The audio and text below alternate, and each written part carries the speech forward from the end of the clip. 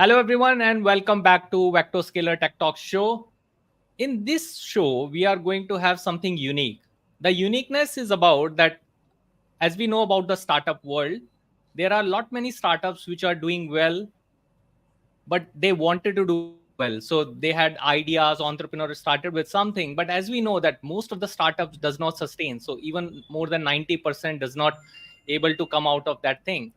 From that perspective, this Tech Talk is having a guest speaker who has expertise in marketing, who will teach us about how to take your ideapreneur to entrepreneur, how to develop this journey, how to make this journey, and how to turn your idea into tangible product and services and market it to the right audience. Welcome, Ankita, to our show. Thank you so much, Vikas, for having me. Thanks again. And audience, I'm sure you would like to know more about Ankita. So let me give you a brief introduction about Ankita Mehra. Ankita Mehra is a journalist, marketer, and co-founder of ZAC Business Consultants.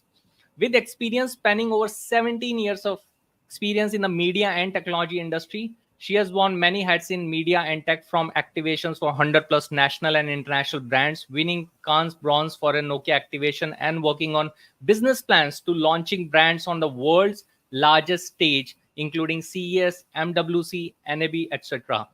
Her journey took a pivotal role when she played a key role in Pixeom growth, culminating in its acquisition by Siemens in 2019.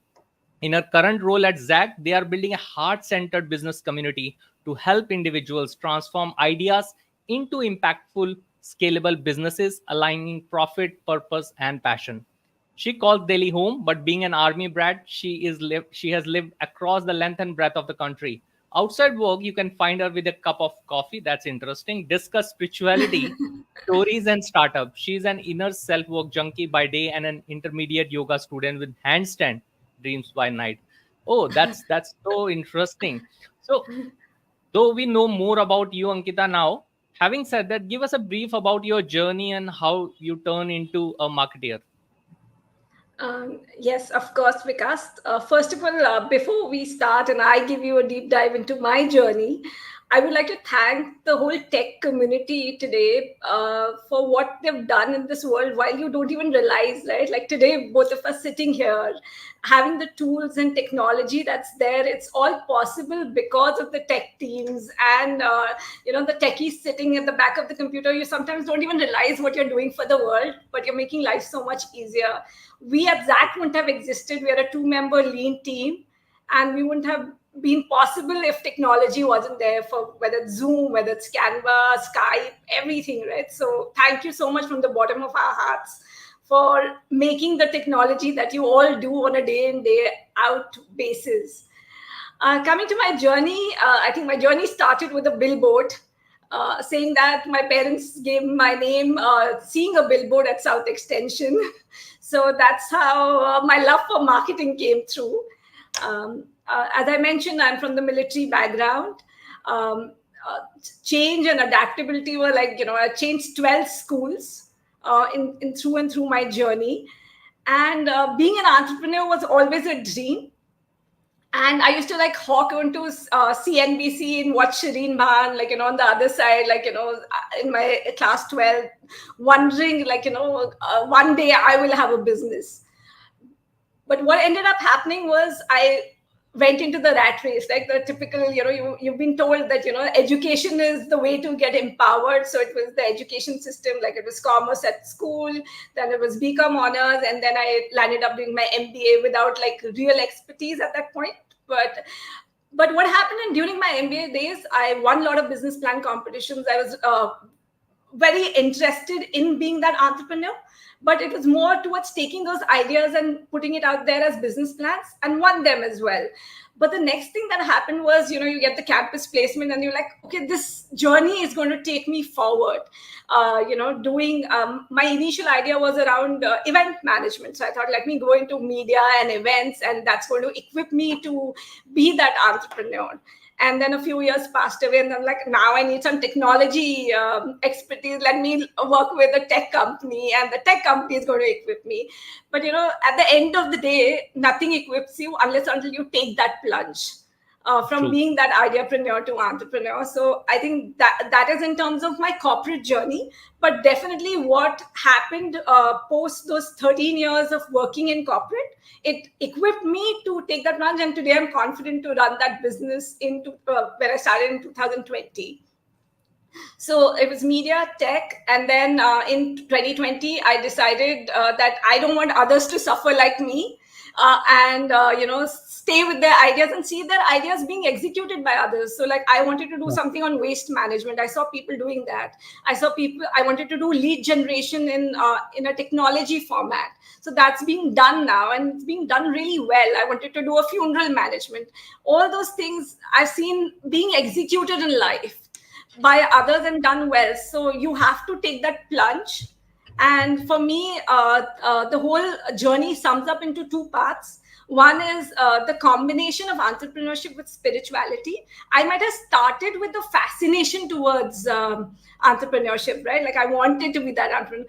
But the journey went from that fascination to passion, and that passion to support the business owners and founders to turn their ideas into something impactful. That's quite an interesting journey, and especially I capture this word which I've heard for the first time: funeral management. Is that the thing? So I saw deaths very early on in our life. Like I saw my parents passing away, and it's very complicated, right? So having a app, and like when you're grieving at that point of time, when you don't want to deal with the basic chores of happening, and the religious rites and all. If someone can take over that and do that, was the idea at that point of time. I'm sure there are few companies these days who are doing that as per your rituals, as per your religion.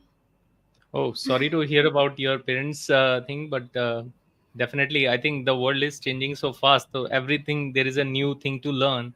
Funeral management is quite a new thing to know about in this thing. So now talking about, as we, the focus of this podcast is that there are so many people who have the ideas, but they are not turned it into actually an entrepreneurial thing. So in your experience, why so many people are stuck at the idea level? I think for most of us, right? And what happens? It is fair. It is fair of starting with that idea. It's about overthinking about that idea. So we remain one. There's so much overwhelm, right? So if you are in a job, leaving that consistent income, that monthly paychecks that you have. So those are the things that kind of hold you back to execute on your dreams, and you're sitting in that comfort zone. So to get out of that comfort zone, also you have to really one know that that idea has some merit. So the reason you're stuck is you don't know whether that, because, and it's very important for communicating that idea. What also happens is people get stuck is you're overprotective about your idea, that मैंने idea बोल दिया तो फिर that is going to be taken away by someone. Of course there is a level, and certain ideas are like that, but I would say there is scope for everybody to take a piece of the pie. So share your ideas, and once you start sharing, you start talking to people, that whether it has merit, and be a part of a community. Because if you will remain in the idea stage if you're doing it all alone, but if you have a tribe or a community, whether it's friends, whether it's family, uh, it's easier to move from that idea stage to actually executing that. So Okay. in summation, I would say one is get over that fear of overthinking and that fear of overwhelm. Discuss your ideas with people. Okay, probably because I have been in that zone of overthinking, so that's why I might be asking the what is the timeline or benchmark when a person feel that okay, now I am into overthinking, because otherwise when we take an idea and talk to other people, people will say it is half baked. You have not thought through completely. So is there any benchmark or any criteria like one get to know that okay, I have done enough of my own thinking and now it's the time to go and talk to people? I think the moment you get that idea, for me, it is about that, right? It's about where, and sometimes you have to go to the unknown area. Like, sometimes you talk to your family and friends, as you rightly said, that when you speak with them, there is a high chance that you're shot down initially, True. stating that, you've been overthinking, and this is too far fetched. Like, that's what you sometimes get as answers, right? Or you're putting up a very big vision out there. Sometimes it's better to speak in a close networking zone. Like if you're at a networking event, speak there, right? So get feedback also from strangers. One is friends and family, but also get from the strangers and the person you're planning to eventually sell to, or to the for the problem that you're solving for that person, to speak to those guys also. So you get an idea and a validation at that very initial stages, that whether this idea has merit, and are you overthinking this, or whether it really has the benefits. Okay, that makes sense. During this journey, because your company is into consulting people on the same journey, so do you want to recommend one or two communities that people can look forward to? Any startup communities that you think that have been good in doing this kind of work? Absolutely. So, personally, I've been a part of Leap Club as a women entrepreneur. I believe there are a few others which I have not personally sampled. Okay. At ZAC, we want to build a community. We are working towards it. So, we are a very small community right now, but the whole idea is we're also using tech to build that community and give that. Also, be a part of the startup India community, right? That's where the maximum impact is there these days. Sure. Thanks for answering that. Probably I can add based on my experiences. So if someone Absolutely. is Please having do. their own idea, one is TIE, the Indus Entrepreneur. That is quite a good community. It's a global community of entrepreneurs. And if it is Absolutely. related to tech, then NESCOM is another association which is for IT services. So primarily these are just the two, but nowadays lot many other conferences and events are happening. So in my Hmm. experience, if you attend one event or one conference, it will lead to a chain reaction. So you will meet two or three other people, and then probably because you are part of one mailing list, you will start getting information about other mailing list as well. So some of Right. the two entities that came to my mind broadly. Before moving forward, Ankita, I see a question coming from one of the participants. She is asking, so we have question from Bhavna Mia, who is Hmm. asking, how can I effectively pitch my idea to investors or partners to gain support? Is there an effective way of pitching my idea? I think the first thing to effectively pitch your idea to an investor and partner is solve for the elevator pitch. So if you can explain your idea within 30 seconds, like, imagine you're in an elevator and you can solve for that, Yeah. start with that. Because the most simplified version of your idea is there, and you talk about the problem, you talk about the solution, you talk about how you're solving for it with that elevator pitch, and then work towards further developing that into a pitch presentation and taking it further with the investors and partners to gain support. So, as Ankita mentioned, the first step would be to build the elevator pitch, especially for investors and partners, because these people are not having time. They have very limited time. So, you need that few seconds and use them effectively to make their attentive towards your idea. So, elevator pitch is the first one to start with, and definitely you will find Bhavna a lot of information on internet about the elevator pitch. I hope that answers your Absolutely. question. Yeah, thanks, Ankita, for answering that question. Moving forward, in your journey, you have worked with Pixeom and helped in marketing of Pixeom.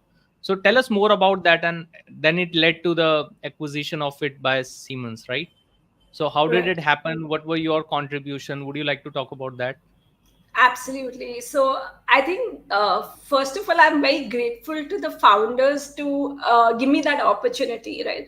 Coming from a non tech background, so I've not done engineering, as I mentioned in the beginning. So giving me that opportunity from moving from media, like back 10 years ago, that was a little unheard of. And they were very open to that.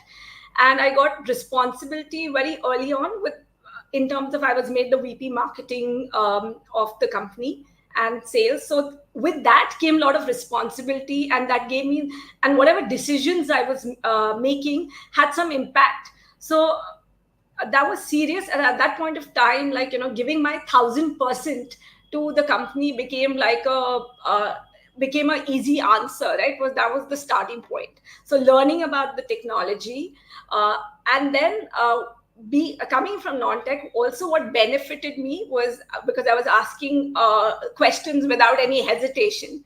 So when I started doing that, I was able to transform those complex ideas into simpler terms, simpler anecdotes, and then that could have been easily converted into marketing and sales material, brochures. And when I was going to trade shows and I was demoing the technology to companies, so as Bhavna was just asking about the elevator pitch, right? The elevator pitch was so fine-tuned and easy for me to explain to people and get them into the booth. So that was one thing that happened. And also because I was involved even in the product development in the beginning stages, right? Like wearing that consumer's hat and thinking and looking at the UI, UX, sitting with, and I used to be always amazed, right? Like people writing in their black and white screens, and something bright and beautiful is coming after they've written that. So I just sit for the tech meetings for like good 12, 13 hours, eating food in front of my laptop. So all that really helped in terms of one, understanding the technology, and then using the learnings from those day-to-day tech meetings and translating them into easy peasy communication for the outside world. The second contribution that I personally felt was important was my learnings from the media and the event industry, because I had done such high level events at that point of time, being meticulous and so planned for the trade shows, like the whole trade show planning, because we used to in a year do at least 10 to 20 international shows in US and UK, going and like, demoing our products. So choosing the right trade shows and also making sure that we are pitching it right. So that was the second contribution I felt, and that's where all the initial people came in from, right? Like all the customers had come from that side. So and thirdly, I felt it was the contribution was in terms of the being aligned with that vision and the clarity of purpose, that what I'm doing matters. So it was a easy win in terms of that. Okay, that good to hear that part. Probably my camera had some issue in between. No but problem now at it's all. back in action. Yeah. So I think before moving forward, as you explained rightly about that, you joined a startup and you helped and saw how the beginning stages are. So I think our next question is very much aligned with that. So Khyati is asking, what is the best approach to prototyping a product? Should you aim for speed or quality in early prototypes? For me, when it comes to prototyping or any idea that you want to take to the product, I always say one thing: in your minimum viable product, you should be talking about one problem that you're solving for the customer. It should be one solution, one part of the solution, right? So if you're making for example, a habit app, so that habit app has to just, in the beginning, just track habits. Don't try and do everything. Leave the bells and whistles alone. So first validate with that one problem, one solution, and one customer, right? Who's just looking to track that habit. So that's what would be my approach to prototyping a product. It is not about I would say it's speed versus quality, because initially, if you are thinking like, you'll get the best version of it, you'll lie in the zone of perfection. So get out of that zone of perfection, just get the product out, test it, and see, what's the reaction. And then there's ample time to perfect and improve anything, right, in life. Okay, so I hope that answered, Kathy. yeah. It should be the answer, as you just mentioned, that in the phase of prototyping. So probably we are just talking about the prototyping phase. So in that phase, the main thing should be the solutioning, that what is the solution that is being provided. Everything else is the secondary part. Correct. And also, it can't solve for everything at once, right? So if Yeah, your vision is to go to 100, you start with 10, right? Like, so you have to make smaller goalposts than the bigger goalpost. sure. Thanks, Khyati, for asking your question. I hope your question is answered. Moving forward, Ankita, when we talk about taking your idea and turn it to a tangible product and service, so we just talked about that. One first and foremost thing is about making sure that you are solving one key problem, right? Now, what are Mhm. the other phases that one should take care of when turning that idea into a tangible product and service? Is there anything else that is also involved? I think from moving from that idea to launching your business, is that the question you have, right? Yes. Okay. So a few things. One is, of course, the validation of idea, right, which we spoke about. Like you have to Yeah. be sure that that idea has some merit. So do a full-fledged exercise around that. The second thing is you have to identify who is the ideal paying customer. Like you have to Okay. understand who that customer is. And the third thing then comes is planning, right, which is your finances. There has to be about is there a product market fitment, is there that service market fitment, are you able to build a lean canvas, right? Like I'm sure the community here understands lean canvas. You build that one page of business plan and then go out and do things, right? And there's going to be time for scaling after you've tested that idea. So Okay. three things, and at ZAC, we also help in that process by having a very special program called Head Start, where we help you do all these three things together in a 3 hour span.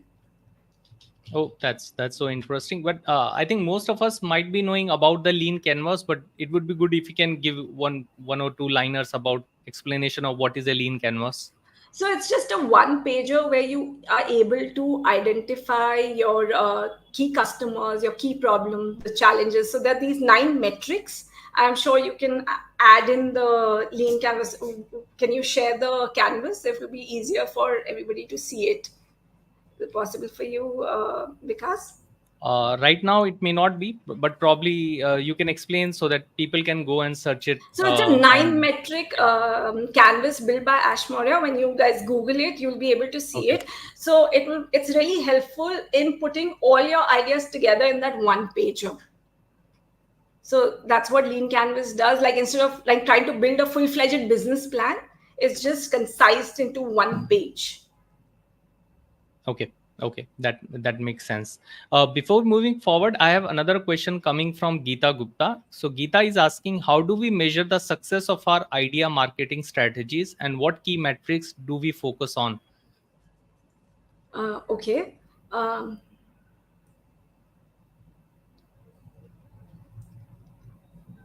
Ideas marketing strategy is initially, I would say, it's about whether the customer is putting the giving you the time, right? Like the marketing would be at that point of time when you're solving for a problem, are they putting the money on the table? So that's the first key metric, right? If you're and are you reaching at that pain point when they're like really troubled, right? So a famous example that we give is like if you want to create a vada pav stall, right?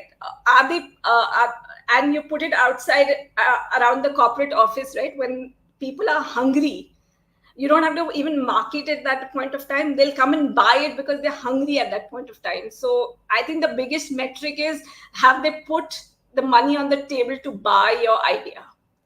Even if it's a small part of your idea, that is success to me. Yeah, and that reminds me of a conversation with someone in a big, large IT company, and he mentioned that they call it $100 feature test. So they will Right. go out and ask their customer, like, if they have $100 to spend on, so on what all features they would like to distribute that $100 on. So that Hmm. gives a practical answer instead of aspirational answer, that it is good Right. to have. Now they have a specific question. So it is aligned with the same thing. Thanks, Geeta, for asking your Thank you, question. I Geeta. hope it is answered. Yeah. And a question to other people who are watching this show right now, as Ankita mentioned in the beginning itself, that it is all about sharing your idea. And if it is not a very IP protected idea, which you think that it is such a thing which should go to patent first and then should be disclosed to the people, would you like to share your idea in the chat box below? So you must be having some idea. Probably you are not able to take it right now, or are planning to take it in the future. It would be great that this podcast itself gives you an opportunity where you can start sharing your idea to the world. So probably you can type idea colon and then share your idea, that what do you want to see, or as we have a famous quote from Mahatma Gandhi, that be the change that you want to see. So what is your unique idea? So while I take the conversation further, I look forward for your input, that what is that one idea that you like to see working in the world. Now moving forward, Ankita, as you talked about the ideal customers, it seems like a easy thing that people will say that, okay, I'm offering this service and finding an ideal customer is quite an easy thing. But based on different experiences that Vectoscaler as a company has worked with many clients, and they have seen the people taking their idea to the app development and the production phase, we see that sometimes some entrepreneurs are not having that clarity about the customer. They have a broader sense about the customer, but when they go to market, they realize that, okay, probably the ideal customer was not A, it was B, but they didn't realize it earlier. So would you like to give some metric or some strategies to find that, oh, who is my ideal customer? Thank you for asking me that question. And I think that's a very important question while you start your entrepreneurship journey as well. Even if you're an existing business or an entrepreneur, I personally feel, it is so important to understand your customer in and out. At ZAC, we have this famous saying, and we always say, like, you should know your customer like your lover, right? Like, you should know what, how they're spending their whole time, where are they, what are they doing. It's like stalking that customer, and understanding the very nitty gritties of what they're doing. Um, as you rightly pointed out, right, so the first thing is, you have an idea about that ideal customer. Then after you've identified that ideal paying customer in your head or on a paper, then you need to go and start speaking with them, whether it's through surveys.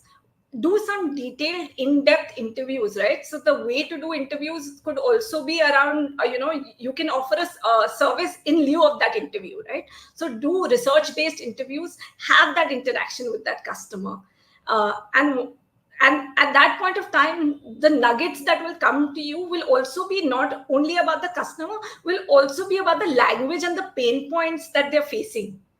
So once you, and that's where with those pain points and the needs, you then craft your messaging around that. Thirdly, after you've done that, also when and where, are they spending the time? Where is the maximum pain and what time? Like, we talked about a habit tracking app or a vada pav stall. When the person is super hungry, and there's no other option available, and that's the point. Imagine, like, you're reaching with your tech product at middle of the night to someone. That's not the time, right? He's more focused at 11:30, 12 in the morning. He's sitting on LinkedIn, and that's the point of time when you have to have that interaction with them. So when to interact is also very important, and also being in the circle of influence. So it might be there'll be people who are continuously seeing your ads or communication, but they might not be interacting with you at that point. Maybe it's not even a like or a comment at that point. But when the pain is high, and the first person or the first company or the product that comes to their mind is you, because you were in their circle of influence at the time. So I think that is the key to literally understand your customer so well. And there will be times, you thought that this is your customer, and you might have to pivot. So that's the startup life, right? You might start with B2C, you might have to move to B2B, but that's the journey you take anyhow. That But makes a at lot of least the sense. success And rate is higher. Sorry, go yeah, ahead. yeah, and No, I was just saying that that makes a lot of sense, and probably in one short paragraph, the words that you have covered are probably the individual subjects of master class for each and everything. So you have used the word called how to understand that where they are spending time and what are their pain points. That is a different thing, and then what is that key problem that they are facing, probably that itself is a big thing. And then when to pivot, you talked about that, you need to understand that when to pivot.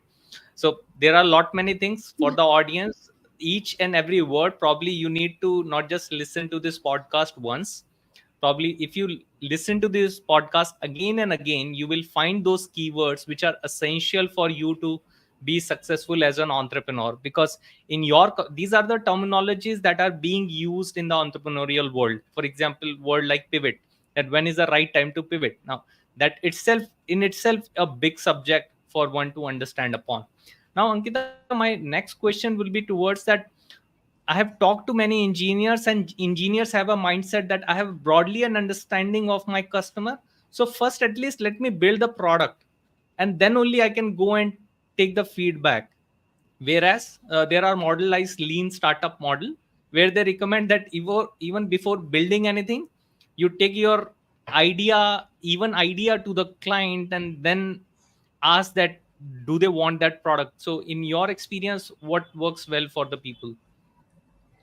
I think I do hear you when you say engineers are normally very strong will to build the product first, and then they say, and I've heard this personally also, right? My product is so good that people will buy, and I really don't need to market it. Though that philosophy might work, but it's a very expensive philosophy to invest in. So I personally feel that you must try and build a part of your product, because technology is such a moving target in life, right? So you're working on something and then a new technology comes, you might get redundant in the way to like you build the product. So I would strongly urge to just test a part and then keep adding stacks and layers over one product after the other other benefit or another feature over the technology that you're building.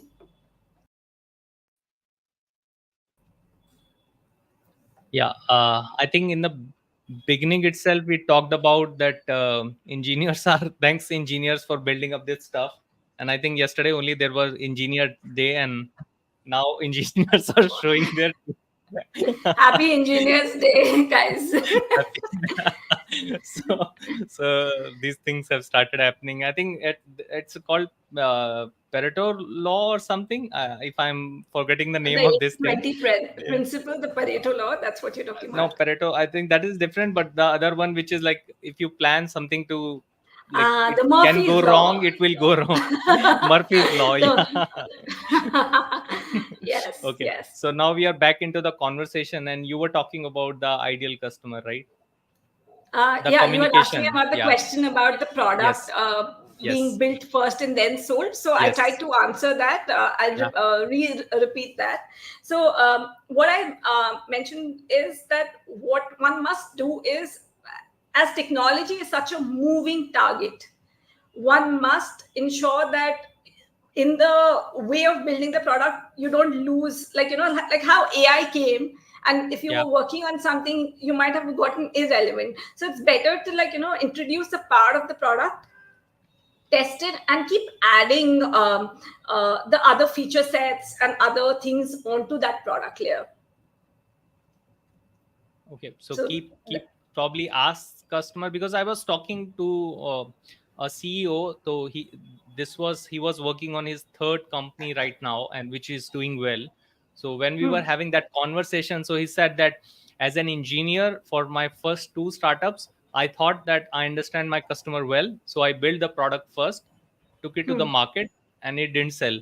Nobody was interested in that product.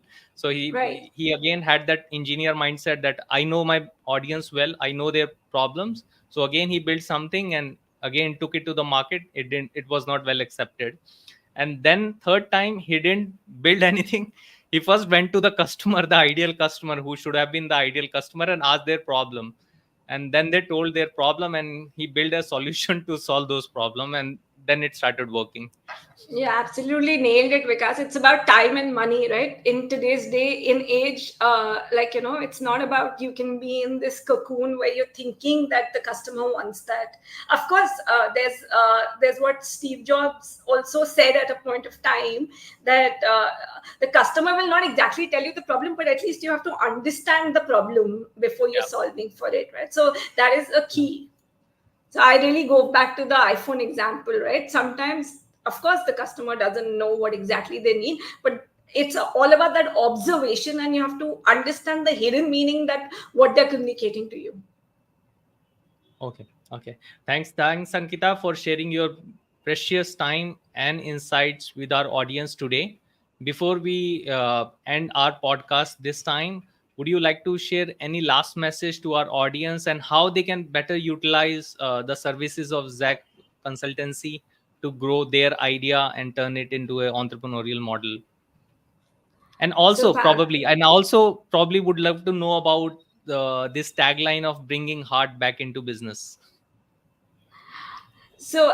Thank you so much, Vikas. I really had a great time chatting up with you, and it was like old friends meeting and chatting. It's been such a while, so I thoroughly enjoyed it. And thank you, audience, for joining in and asking those great questions. At ZAC, the whole purpose for us to build this community and build this venture is all about helping ideas create that impact. And if you have had an idea and which you've been sitting on it for a while and you've been stuck and overwhelmed about it, we want to create that supportive environment for you and a safe environment for you to come and share it with us and work together with a cohort or a community, and make that idea into a reality. So we have three programs. First is the Head Start program, where we validate your idea, we understand your ideal customer, as I explained, and also the financial modeling, and take that then into the second level, where you actually go ahead and execute that idea in a hard to biz community that we're building. And the third is Okay. that one-on-one consulting because of the corporate experience. But the whole idea for us was to do it in a community format.